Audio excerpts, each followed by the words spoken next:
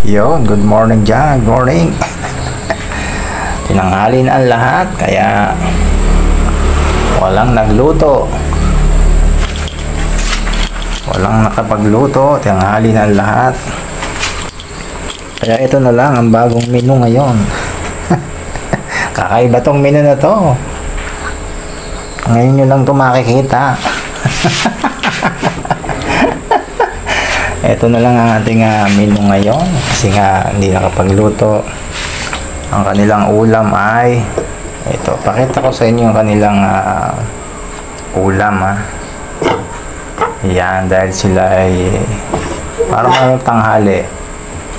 Pag uwi nila meron silang ulam. Natatawa naman ako dito. Ito po ang kanilang ulam. Yan na kanilang ulam.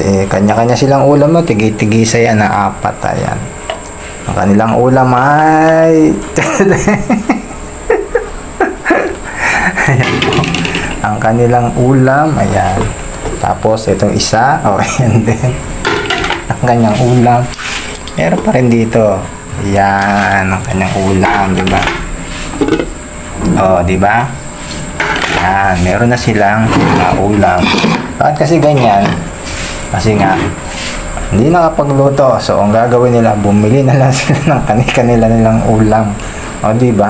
Makakapamili pa sila kung anong gusto nilang ulam. Di ba? Yun ang bagong menu ngayon, di ba?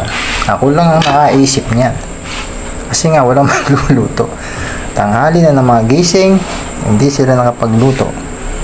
Right? So yung ano na yan, kung may matira, di po pwede pa nilang may ulam pa nila pag uwi nila sa hapon. Di ba? O kakaiba ang kanilang ulam ngayon, di ba? So yun lang, para meron silang kanya-kanyang ulam, di ba? Right? Bye-bye na dyan. Salamat sa ating bagong menu, di ba? Bye-bye.